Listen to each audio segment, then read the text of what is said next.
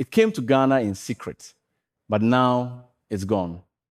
Shatta's yellow Lamborghini, which once turned heads in Accra, has been shipped back to the United States by the FBI. What started as a luxury flex has ended in international seizure. How did it all unfold? And what does this mean for everyone involved? Let's break it down. Shatta Wale's famous yellow Lamborghini, the same one that had tongues wagging across Ghana, has officially been shipped back to the United States by the FBI. This confirms earlier reports by Wicked Blogger Ghana that federal agents, working with local authorities, stormed the dancehall artist East Legon mansion to retrieve the flashy car. A few weeks ago, we broke the news that the FBI had seized the yellow Lamborghini Shatta Wale, had been seen cruising around Accra. At the time, social media erupted with questions. Where had the car gone? Was it his? Why had it suddenly disappeared? Shatta Wale didn't take the story lightly. He fired back aggressively, even going as far as insulting our platform and mentioning our blogger's mother. Many fans thought his response was over the top, but we stood by our report. And now, the truth has caught up. Not long after we broke the news, Shatta Wale posted a different Lamborghini on his social media pages, congratulating himself as if he had just bought it. The timing was telling. It felt like an indirect confirmation that the original yellow Lambo had indeed been seized. So where did all this begin? The yellow Lamborghini was originally bought by a man named Nana Amuah, who is now serving a sentence of 86 months in a United States federal prison for conspiracy to commit money laundering.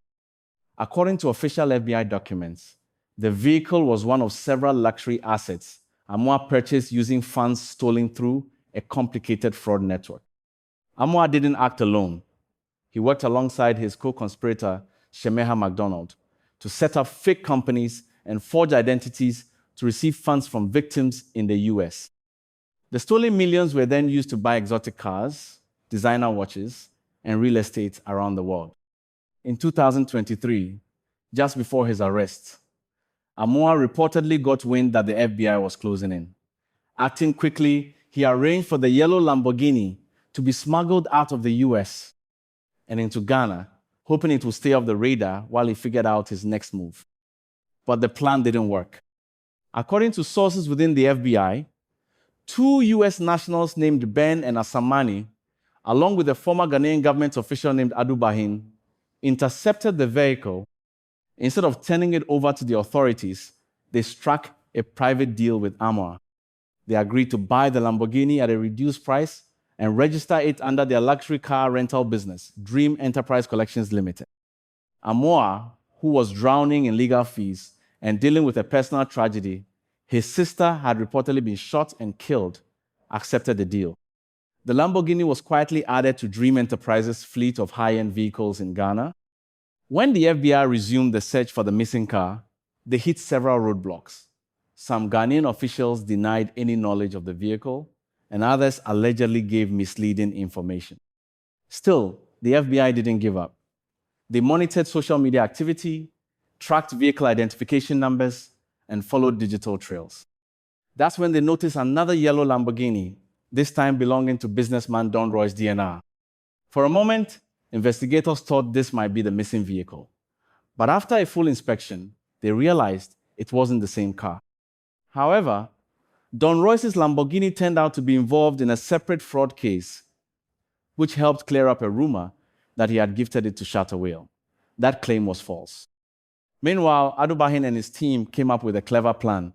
They leased the real yellow Lamborghini to Shatta Wale, one of their high-profile clients. Their thinking was simple. If a celebrity like Shatta Wale was seen driving the car, no one would suspect anything illegal.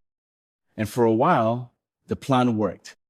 Shatta Wale proudly drove the car to events, posted photos of it online, and let the public believe it was his. Fans celebrated his supposed success.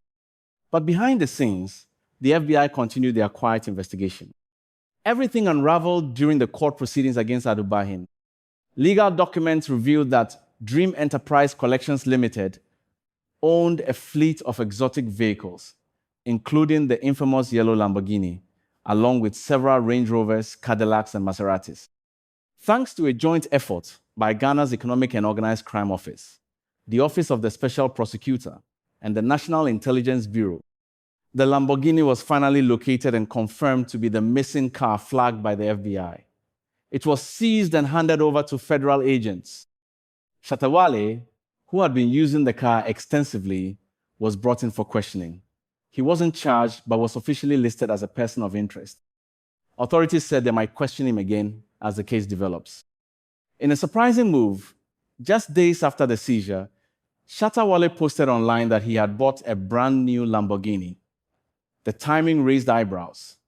Was it a legitimate purchase? A PR stunt? A way to distract from the ongoing investigation? The questions remain.